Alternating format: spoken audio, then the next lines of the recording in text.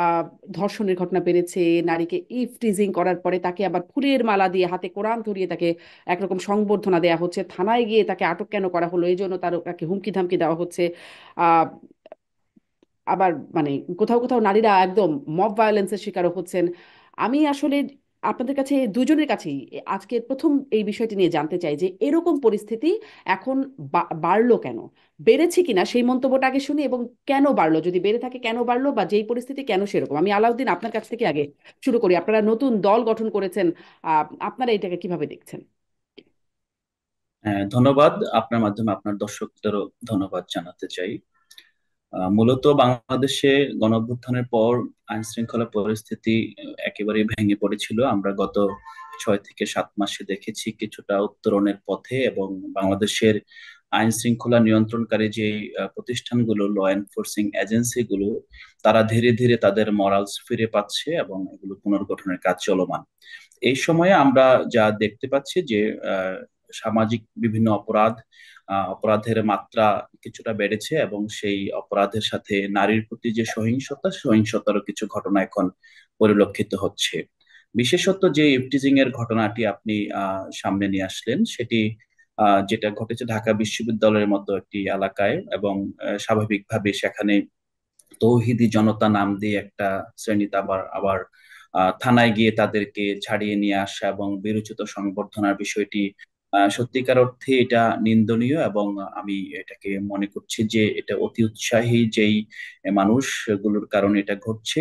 একই সাথে এই গণঅভ্যুত্থানের আগে আমরা যে বিগত রিজিমে আমরা দেখেছি যে এখানে ইসলামী ফোবিয়া এবং ইসলাম বিদ্বেষের রাজনীতি, পাশাপাশি এখানে সমাজের মধ্যে একটা বিভেদের রাজনীতি রাষ্ট্রীয় মদদে জিয়ে রাখা হয়েছিল। এবং আমরা ইদানিং বিভিন্ন রিপোর্টও দেখতে পাচ্ছি বাংলাদেশে ফেসিবাদ এবং স্বৈরতন্ত্রের একটা বড় হাতিয়ার ছিল ওয়ার এন্ড টেররের রাজনীতি, সন্ত্রাসবাদ নির্মূলের রাজনীতি।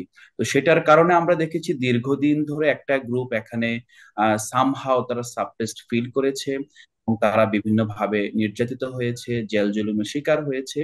তারা এখন কিছু কিছু জায়গায় আমরা দেখতে পাচ্ছি যে তারা মাথা চাড়া দিয়ে উঠছে, এবং আইন শৃঙ্খলা বাহিনী, ইভেন আমি বলবো যে রাষ্ট্রের যে গোয়েন্দা সংস্থা আছে, সেই সংস্থারও এখানে ব্যর্থতা পরিলক্ষিত হচ্ছে।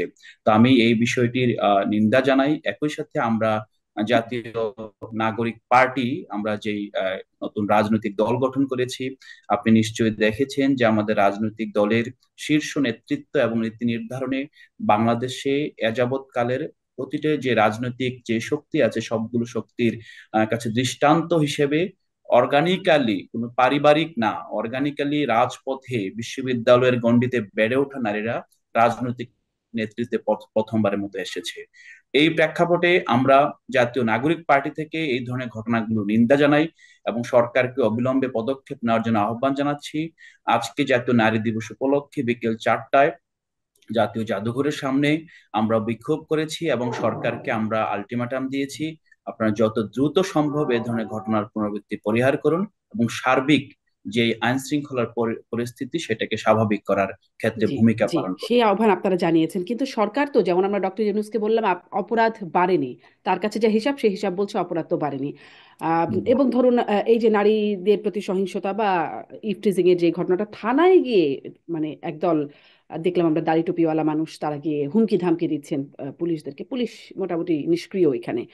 আমরা দেখলাম আম, যখন ওই যে লালমাটিয়ার ঘটনায় দুই নারী তরুণী সিগারেট খাওয়ার ঘটনায় স্বরাষ্ট্র উপদেষ্টা বললেন যে সিগারেট, পাবলিকলি সিগারেট খাওয়া তো অপরাধ।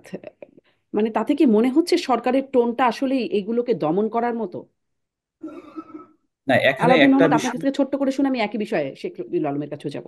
জি, জি, আমি যেটা বলবো সে সরকার আমরা যেটা দেখতে পাচ্ছি, গত 6 মাসেই সরকার ততটুকুই ইন্টারভেন করছে যতটুকু তার শক্তি সংহত হচ্ছে। আমি এখানে বলবো সরকার খুব দ্রুত শক্তি সংহত করে আইন শৃঙ্খলা বাহিনীগুলো স্ট্রং করে এগিয়ে আসবে, এটা প্রত্যাশা রাখি। এবং এই সরকার এখন যে অবস্থা আছে, এটা সন্তোষজনক না, কোনোভাবে এটা সন্তোষজনক বলা যায় না। আপনি প্রত্যাশা রাখছেন, কিন্তু এই বক্তব্যগুলো এমন কেন? শেখ রবিউল আলম, আপনার কাছ থেকে একটু এই বিষয়টা শুনি। আপনার কাছে মানে আপনার রাজনীতি নিয়ে অনেক কিছু শোনার আছে, তবে নারী দিবসের আলোচনায় মানে নারী দিবসের শুরুতে এটা দুটা যে প্রশ্ন করলাম আলাউদ্দিন মোহাম্মদের কাছে, আপনার কাছেও আসলে একই বিষয়। ধন্যবাদ আপনাকে, ধন্যবাদ প্রিয় সমালোচক এবং এই মুহূর্তে যারা অনুষ্ঠানটি দেখছেন।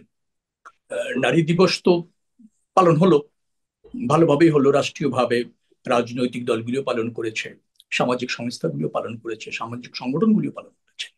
কিন্তু আলটিমেটলি বাংলাদেশে নারীরা নির্যাতিত হচ্ছে।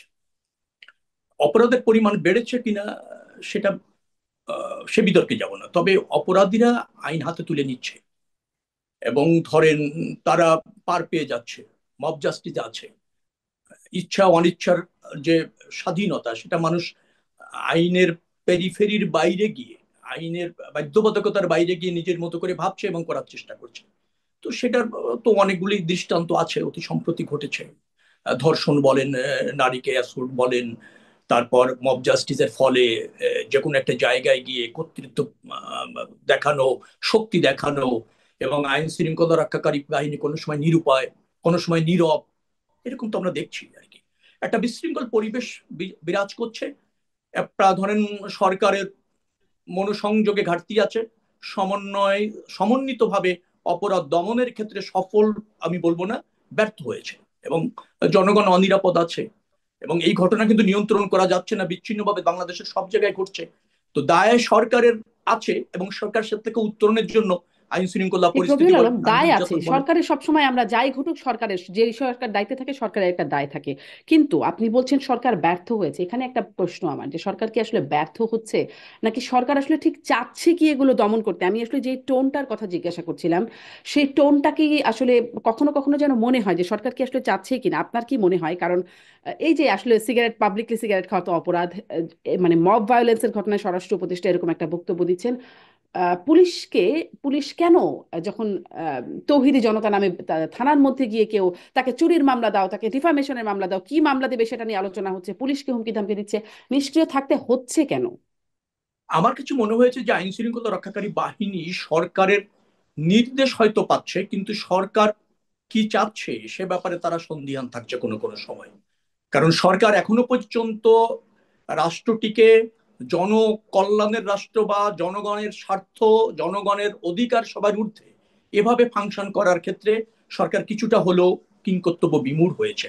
এখনো মানুষ মনে করে যে বৈষম্য বিরোধী আন্দোলন বা জাতীয় নাগরিক কমিটির কোনো একটা মব বা কোনো একটা গোষ্ঠী যদি কোনো জায়গায় উপস্থিত হয় এবং তারা যদি কোনো দাবি করে, তারা যদি চাপ প্রয়োগ করে, সরকার সেখানে কিছু কোনো কোনো সময় অসহায়ত্ব এটা মানুষ দেখেছে।